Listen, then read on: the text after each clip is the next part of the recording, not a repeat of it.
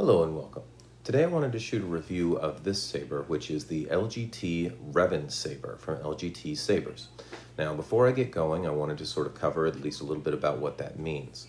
LGT has a lot of resellers, so this is the same saber that you're going to find as the Reven saber through Crimson Dawn, through Dark Wolf sabers, in parts through Outer Rims, or through any of the other multiple saber companies that carry LGT sabers.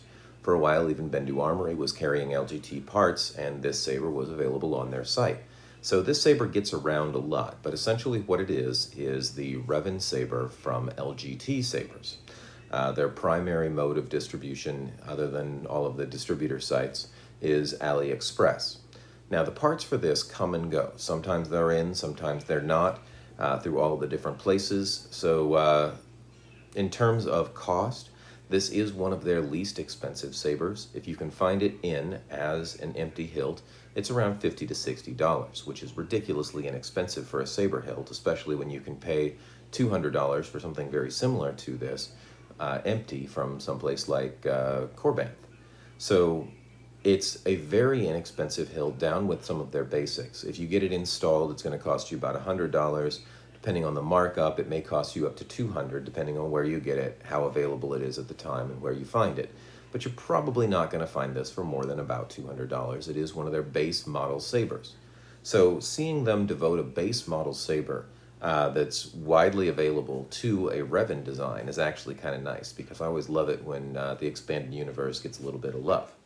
So that said, this saber is part of their variable hilt configuration system, which means it's threaded the same as all of their other hilts.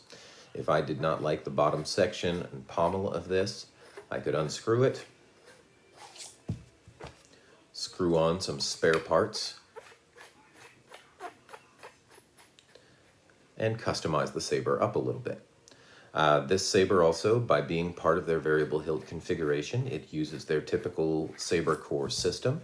So these Saber Cores right here, you can get these in Baselit, you can get them in Xenopixel, you can get them in Profi board. Some of the distributors actually have sort of homebrewed their own, and I've seen these in Golden Harvest boards as well. I think that was Crimson Dawn that did that.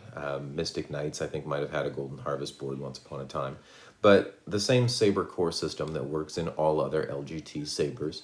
As long as the saber has a 1-inch inner diameter, this is the same thickness as a blade. So if the blade goes down the saber, the core will go down the saber. But if it's an LGT saber, you don't have to worry about it. They're machined that way. So it uses the same Saber Core system. Some of the differences between this design, typically within the variable hilt configuration, you have a grip section, a pommel, a switch section, and an emitter. So the grip section on this, instead of being their typical design, which is a female thread on this side and a male thread on this side to fit with the female thread on most of their pommels, the Reven model is a female thread on this side and a female thread on this side, and a male thread on the pommel. So strictly speaking, if you just want to switch out the pommel, unless you can find another male threaded pommel, you're not going to be able to do that. You're going to have to switch out the grip section and the pommel. Now they did this so that the pommel screws all the way in, and you end up with the chrome finish down to the black knob. So it's not completely compatible with others without a little bit of work. The thread size is all the same, but this is a female to female versus a female male pommel, or a grip section rather. So the pommel's a little bit tricky. The grip section is actually part of the top section, or part of the emitter. So let me take this out. Instead of having a separate emitter piece, if you can buy it in parts, you buy this piece all together. It doesn't unscrew here. This is all one solid piece. Where it does unscrew is the top flange up here unscrews, and the part that has the blade retention screw in it, the little brass bit right here, unscrews. All right, so again, if you really want to get creative, this is the same thread size as all of their other parts. But It's composed of these three parts up at the top, and this is all one part right here. So this all comes together as one part with this switch section, the gold accent, and the flange at the top of the emitter. All right, the set screw on this, LGT Sabers have that same Saber core that I mentioned. Often you get set screws on either side of the two buttons, and when you screw them in, it pulls the buttons up into place. This one, much like the silver Talon that I reviewed a while ago, has set screws in the back. This is a really long screw that pushes the buttons up into place. This is a pointed sort of set screw that holds the Saber core in place while you do that. So these screws come with Saber cores that you get from LGT. You just, unless you have a Saber like this one or the Silver Talon, you're not necessarily going to know what to use them for because you're using these ones in the front. This is a different screw without a head, and this is a pointy screw that basically sets the Saber core in place. All right, so all things told, this is a very solid Reven Saber, especially at the price point. Let me compare it to others in terms of size, just so you can see what's around here. This is the Corbanth model that I talked about. So you can see that the Corbanth model is a little bit wider all around, also a little bit shorter. The accents on the Corbanth model, there's black inside the grooves, silver on the knobs as opposed to just being solid black, but low profile buttons. But you recognize that it's very similar in design to this one from LGT. Okay, the Corbanth one is a little bit more refined. It costs a lot more money, so you're paying for those refinements. But this one covers a lot of the same bases. All right, here is the Sabreforge version. This is the same size as the Sabreforge version.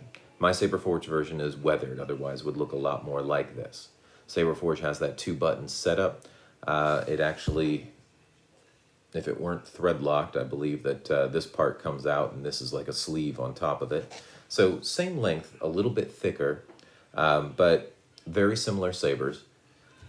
This one I would also mention, as opposed to a lot of their parts, this is like a raw aluminum finish. This is a chromed finish. So it's a fingerprint magnet, and it's only going to look really good with other chromed pieces, but it's real nice and shiny. All right, this is a Rogue Armory. This is an old school one, but this is a Rogue Armory Old Republic saber. So the saber from Ultra Sabers is similar in size to this, a little bit bigger, but you'll notice that it's still not unwieldy.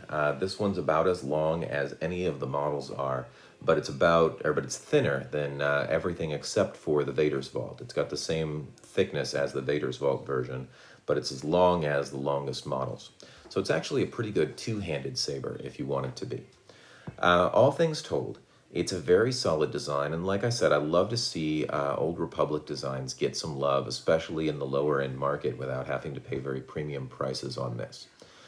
It's got some really interesting parts that allow you to tinker around with other sabers. These parts up here are kind of neat to be able to add to other variable hilt configuration setups.